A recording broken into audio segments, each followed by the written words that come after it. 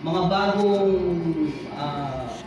binyag, mga bagong binyag, mga bagong SDA. Although pare-pareho tayo mga bagong silang ng din dito sa SDA, Seventh-day Adventist Church. So, una sa lahat, medyo nung una kasi, napapansin ko, hindi pa ako SDA. Nasa iglesia pa lang ako. Nakikita ko dito sa home church na napakasaya, napakasigla ng samahan. Hindi pa, wala pa kami dito. Ngayon, in short, nung naging SDA na kami, ako at 10 ng aking pamilya, natuwa ako dahil sabi ko, maganda na. Dahil naidagdag kami. Ang saya.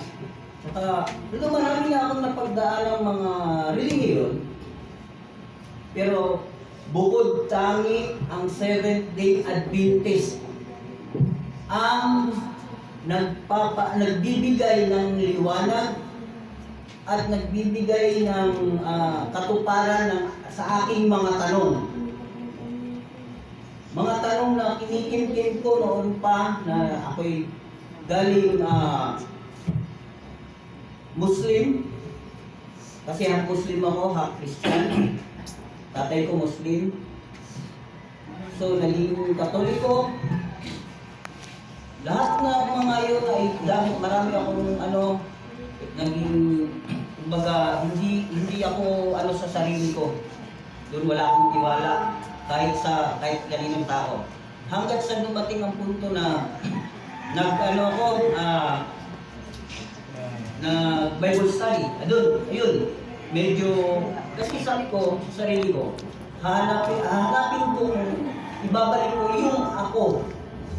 Dahil hindi ako ganun dati na tarantado, diraulo.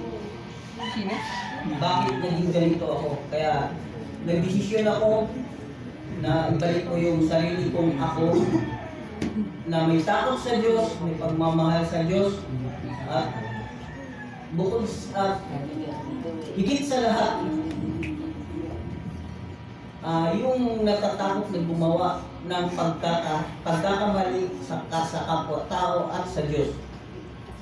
Yun yung iniiwasan ko. Hanggang sa nag-Bible study, hanggang sa naging, pero hindi ako bautismo ng saksi. Pero ang saksi ang isa sa nagpabalik loob sa akin sa Panginoon. Dahil, nakinig ako, pero habang nakikinig ako, parang may kulang pa rin. Then, natira kami dito sa Pasig.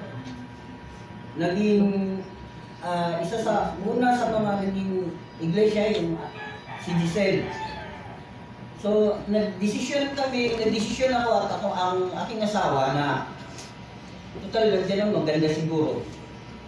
Sige, para walang mahiwalay sa atin, subukan natin ang iglesia, magpa-bautismo tayo. Ay, magpa-doktrina. So, nagdoktrina 25 lessons. Tinapos namin yun. Ganun din ang sitwasyon. Nauna sila magpa-bautismo.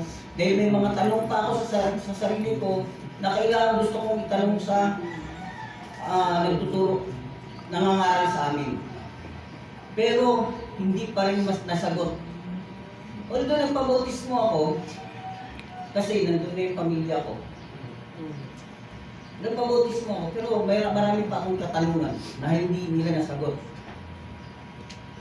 Hanggat sa nagkausap ko si Brother Ray, sabi ko, Brother Ray, ano ba ang assurance at saka ano ba talaga ang katotohanan? Hindi lang si Brother Ray ang natanong ko sa 2, 3, 4, 5. 4 na elder, 1 layman. Ang layman si Brother Ray. Ang elder, 2 elder sa si Brother Mar, saka si Elder. Saan sa... Siya dati. Ay, dati ikaw. Di, mayroon yung Will Pagkunasan. O, si Pagkunasan. Yeah. No, yun. Tapos, si Brother Ulysses. Pinakahuli ko. Ikalawa sa huli ko, tinanong si Brother Roy. Pasible. Yun. Sabi ko, lahat ng mga tanong ko, tumpak. Tumpak sa hinahanap ko. Dahil, sabi ko, bakit hindi nila matanong, hindi nila masagot? Ang tanong ko sa iglesia, ano ang assurance ko na kapag papasok ako sa iglesia, o kung iglesia na ako, anong assurance ko na nandito ako sa iglesia, na tayo lang ang may kaligtasan? Maliban sa SDA, Mormons, sa ibang sekta, tayo lang may kaligtasan. Ang sagot sa akin, isa lang. Ang sagot, dalawa ang tinanungan ko. Manalangin ka, kapatid. Para anuhan ka ng banal na espiritu. Oh! So, ibig sabihin, hindi sila sigurado sa sarili din nila na sila ang nagtuturo. Dapat magturo ka sa kapwa mo, magturo ka sa kapwa mo, sigurado ka. Hindi kagaya sa SDA na lahat ng pinagtanungan ko tumpak sa hinahanap ko. Kaya sinasabi ko sa sarili ko, kung meron pang masigit na turo at makatotohanang turo maliban sa SDA, ay lilipat ako. Lilipat ako. Iiwanan ko ang pagiging Seventh-day Adventist ko kung meron pang mas higit dito. Pero kung wala na, sinusumpa ko sa sarili ko, pinapangako ko sa Diyos, dito na ako mamamatay. Amen. Amen. Oo. After nun, nalito na ako sa SDA. Masaya yung unang pasok, unang ko dito ng pamilya ko. Ang ipinagtataka ko, bakit nung nandito na kami, unti-unting nagkakawalaan yung mga nauna sa amin. Hanggat sa dumating sa punto na kami na lang pamilya ang nandito.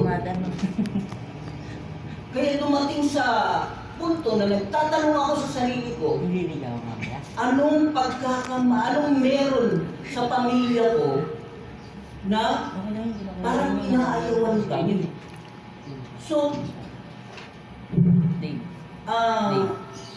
pinapanalangin ko hanggang sa may kasagutan siguro, yun na siguro kasagutan ng Diyos sa amin. Dumating sila Brother Bondoy, sila nanay mo, si Sister Maylin, sila Ate Esther, yung mga bago. Hanggat sa yun, nagkakasama-sama kami rito. At sa ilan lang kami, andiyan si Brother Yuli. Sabi ko, nasaan na yung mga ano natin? Wala na.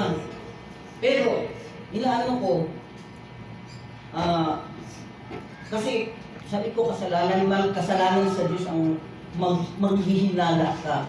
Na siguro kami siguro, kasi nung wala pa kami, ang saya naman. Bakit nung nandito na kami, bakit nagkawalahan? Tapos parang dumating sa punto na itong home church natin na papabayaan. Natuwa nga ako na sinabi ng Mother Church na magiging company church na tayo. Hindi na tayo home church. Amen. Pag umabot tayo ng 50, 50 katao lang, oh. Tapos, 50 katao lang. Kaso lang, unti-unti nagkakawalaan ang member. Pero, sabi ko nga sa sarili ko, hindi ko sila husgahan dahil kung ano man ang mayroon tayo, ano man may mali sa amin, sana naman hindi siguro ganun. Ang inaano ko, yung sabi ni Pedro na nasa Biblia na magpalakasan tayo. Amen. Di ba? Huwag tayong maghusga sa kapwa natin, ibig sabihin niya sa umuudyok sa atin para tayo makisod. Kaya tama yung sinabi ni Brother Willie, ang pagsisinungaling, isa rin niya sa nakakakisod. Ang pagiging chismoso, yan din yung isa sa nakakakisod sa kapwa natin. Kaya sana maraming salamat. Naway magpatuloy na yung mga nauna sa akin, nauna sa amin, tuloy-tuloy na ito. Patnubayan na kayo ng Panginoon. Maraming salamat po. Happy Sabbath. Amen.